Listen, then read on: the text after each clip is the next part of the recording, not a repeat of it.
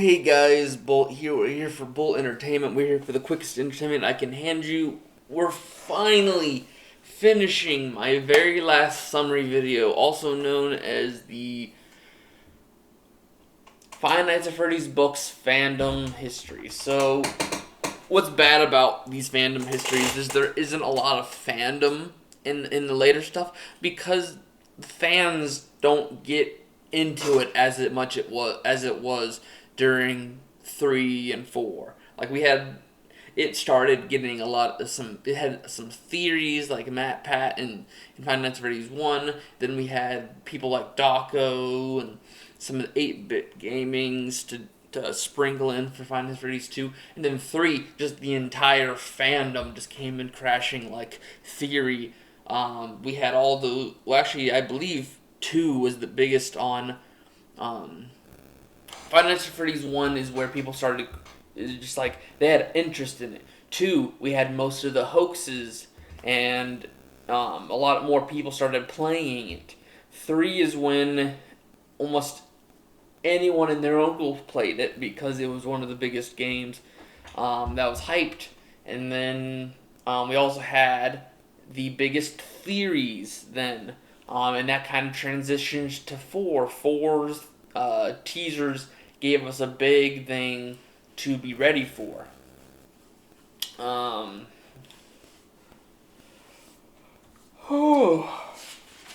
So 4 was also alrightish. It confused the heck out of the community, and I believe that made a lot of people leave the community because they believed 3 should have been the end. Then we had 5, which was alright. Not many people cared for it. It kind of was the thing that killed a lot of the franchise. And then there was the surprise, like, here we go. It reinvested people for 6. It basically said, here's a good bow to kind of fix what I've done in the last 2 games. Then we had yesterday's video.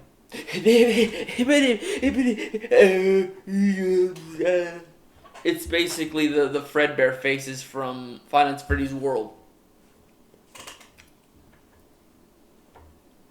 That's basically how the last 3 games are. I explained it last video where I thought it was basically Star Wars trilogies. Just the original trilogy started everyone's fascination with it.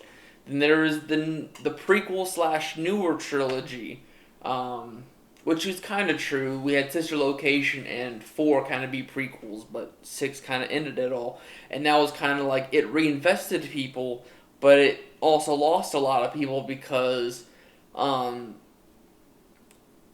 it waned too much on certain aspects and didn't actually push the same as it did in the original trilogy. Then we have the sequel trilogy where it was handed to other people to deal with, and it's no longer just Scott making it. It's a lot of other people that have to I can't say it anymore. Interpret what he's saying. Basically, here's the story. These people have to go illustrate this. And it didn't come out as well as we would hope it came out, so it's just a very confusing bunch. Like, seriously, they completely threw out special delivery. I don't think special delivery is in anyone's mind else than say Daco's, because special delivery was kind of like a Five Nights at Freddy's World. It existed, then left the minds of every Five Nights at Freddy's fan. It's no longer even the idea of it isn't even entertained on Illumix anymore. I can't speak today. And then Help Wanted is one of the better games because all it is a reinvention of the original games, but in a VR setting, or in even a better setting because they're 3D models. But basically you bring back Afton is what killed a lot of people's not interest. There was still interest, but they'd rather just watch and see what's happening rather than get hyped for it at that point. And then Security Breach It's like we knew after was gonna come back, or at least a copycat killer with him possessing them, or be a cult leader.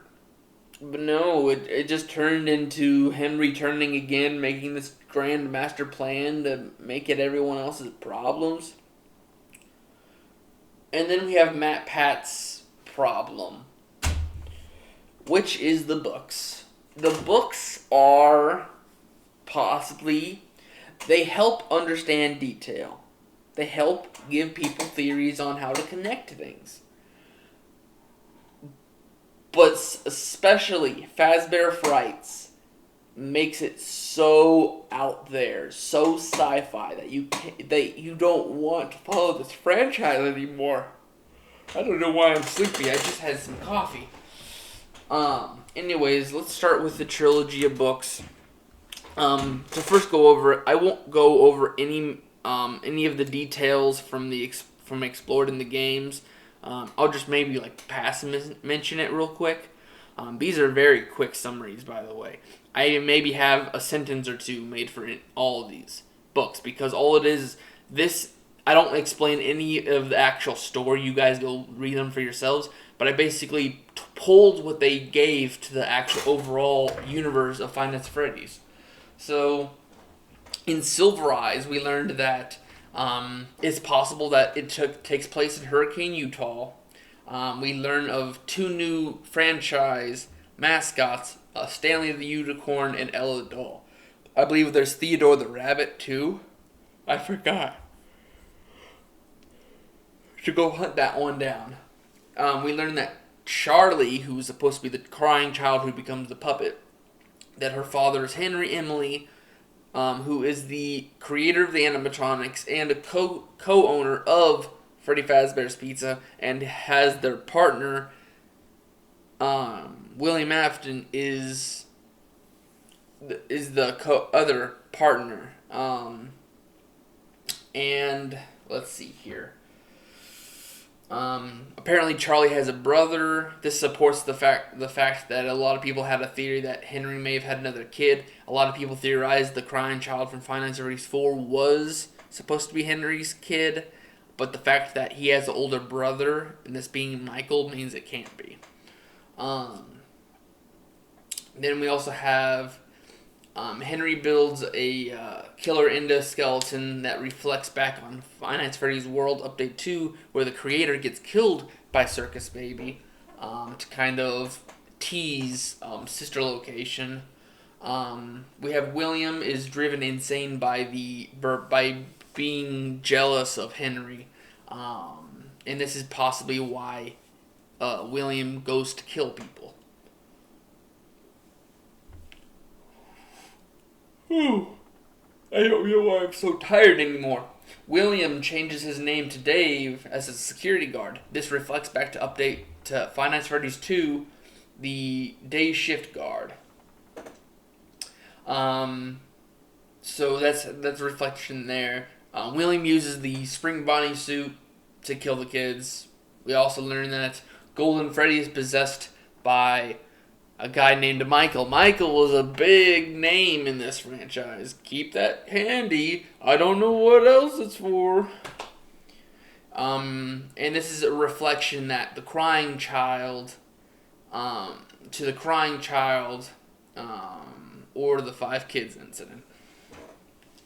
Then we move on to the Twisted Ones.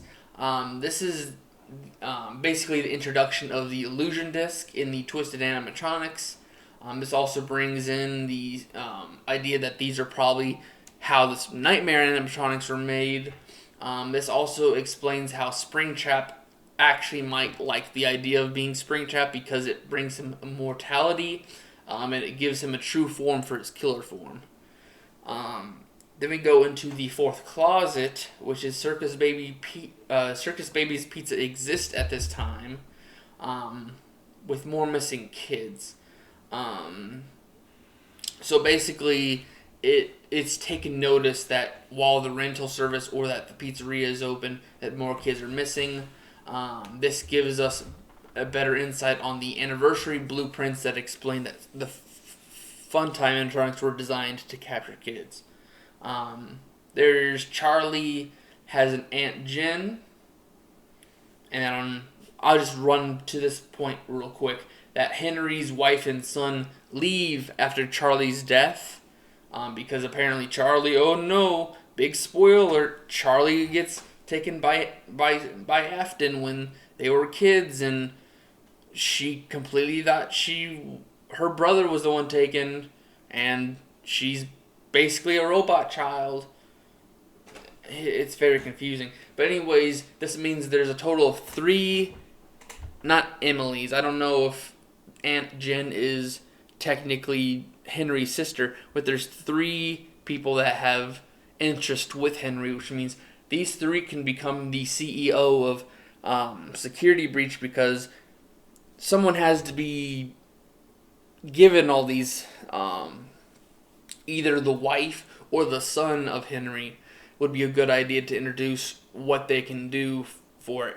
Because if we go to Matt Pat's theory, he says that Mrs. Afton was supposed to be the reason why, and she's trying to rebuild the family.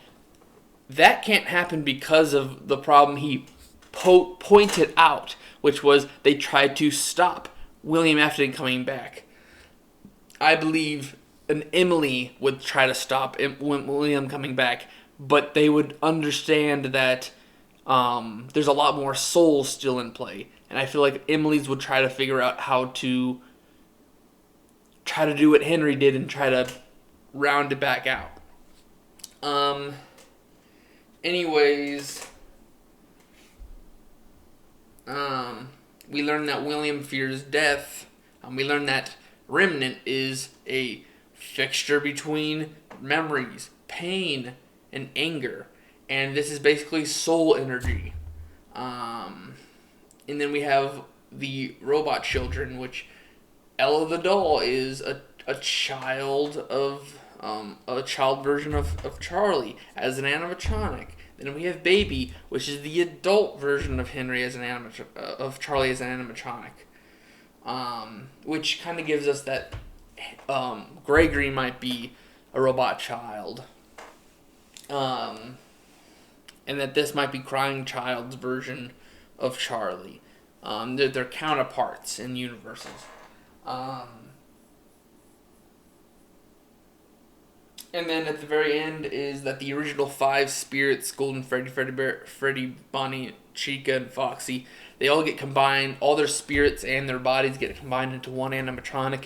And this kind of throws back to that fact that Molten Freddy was supposedly these 5 kids mixed together.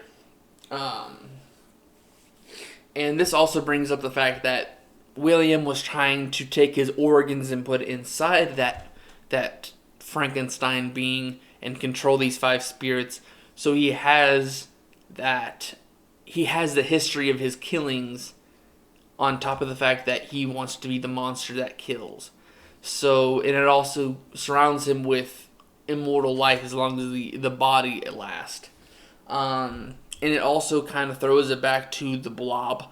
My biggest theory is that in Ruin, we're going to learn that the Blob was taken over by Afton, or at least he's trying to take over all the souls that are in the Blob. And the very last thing we learned from the trilogy is the fact that Charlie had died in 83. So either, if this is true to the games, which it's shaky because these are non-canon apparently to the games, but they can kind of give connection. This could either mean that Charlie died before or after the bite, and it had to be within the same year.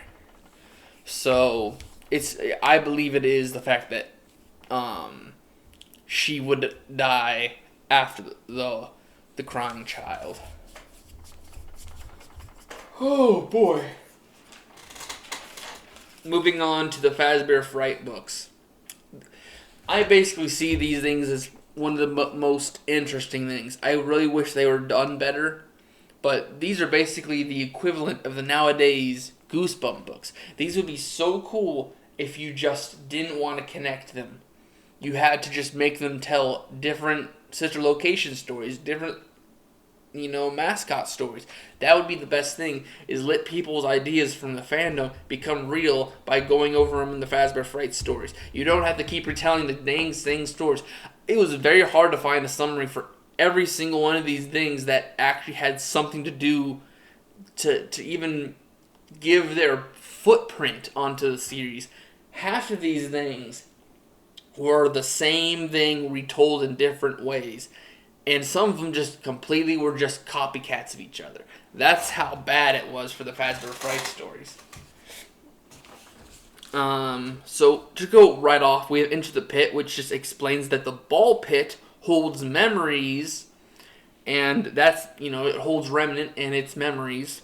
And we learn, thanks to dates, that that the Five Kids incident, the original one anyways, took place in 85. To Be Beautiful, we learn that there's a baby-like animatronic known as Eleanor, which is basically a throwback to the adult version of the Charlie animatronic. And she has a heart-shaped necklace that holds remnant and of the main protagonist, and it's kind of like an illusion disc because it doesn't show spoilers. The main protagonist at the very end is nothing but a scrap pieces of parts, and I believe there's an illusion disc to it. Then there is Funtime Freddy in the Count the Ways. He is obsessed with death. He knows all the different ways to kill people. He is built to do this. Going on to the epilogue, the Stitch Wraith story. Number 1. Stitch Wraith is basically the equivalent of William Afton, going around and collecting the objects of Fazbear Frights that has remnant in it and trying to get rid of it or try to solve the problems of it, get all the loose ends. Moving on to Fetch, this is basically the equivalent of the fandom's Sparky. This is the closest we're going to get to him. This might be one of William's killing machines that he made to go get remnant. Because at the end of Fetch's story, he's got so much agony, I believe, in his heart. The heart mechanism, and that's used to empower Stitch Wraith. And I believe that Fetch is supposed to be the spirit of the one that you should not have killed. We move on to Lonely Freddy, which is supposed to be animatronics, possibly made to avoid children missing, or possibly made to avoid. Oh, so basically, Lonely Freddy is to replace William killing kids and making them go missing and constantly being under heat for doing this. So instead of making another missing kids case, he makes animatronics that can steal the remnant by just looking at them. Just, hey, look at my eyes. I took your soul and now I'm taking your body. That way there's still someone out there pursuing your life, so no one goes looking for you. So now we have the remnant we need to do experiments with, but I can go and pursue your life so no one has any difference. Moving on, we have the Out of Stock, which is basically just Plush Trap Chaser. It's supposed to be the Five Nights at Freddy's 4 play fun with Plush Trap. Or this is supposed to be the Spring Bonnie plush we see in the Five Nights at Freddy's 4 minigame where a kid on the side of the Fredbear's Family Diner explained, hey, where's your Fredbear plush? I have mine, which is Spring Bonnie's plush, which is, my dad said be careful, it's supposed to be a finger trap. Which, that kid might actually be, now that I think about it, that might be Henry's son right there. Because both kids should have merchandise that their fathers give them, and them being the creations of the others. Going on to epilogue number 2, the only thing I got from the epilogue 2 is that police might actually have a bigger interest in Fazbear's Entertainment's shady business, but we never learned this else than maybe some quick passing comments on like the newspapers. Going on to 1:35 a.m., this is basically that the Ella doll is basically a part of this, or the reflection for Fazbear Fright. It's supposed to be like the counterpart of Ella. Moving on, we have room for one more. The Minarine is basically like crawling into the guard's body. This basically reflects onto night 4 of Sister Location, where the Minarinas are crawling on the Springlock suit and they crawl through the mouth. They might be going into Michael, so when he goes home later that night, he has all the Minarinas in his body and they're able to get out. That way. We also have a Nightmare on Elm Street reference during this. Wonderful. Going on, we have the new kid. This is two souls take over Golden. So it's basically the new kid is basically referring to that Golden Freddy has two souls in it. We have the kid, the blonde, which is the boy, which is supposed to be a counterpart to the crying child, and then there's a long-haired black curly haired one, which is supposed to be the reference to Cassidy. We have the epilogue 3, which is basically that many remnant field items are built together, the blob. So basically, this is how the construction of Stitch Wraith was done, and that the mask that is put on the Stitch Wraith is a possible reflection to Ennard. Going on to Step Closer, this is just explaining how Foxy might have been out of order for Five Nights at Freddy's 1. That he's either way too dangerous or his voice box was glitching out at the time, making it more threatening towards the kids. We have Dance With Me, which is basically Ballora most likely has used Illusion Disc to be unnoticed or undetectable by people to get around and collect remnant for herself. Coming Home, this is basically Chica's spirit Susie haunts her family until there's unfinished business is concluded, which is basically there's like a family, a sisterhood doll that they cared for them for both of them. Going on, we have epilogue number 4.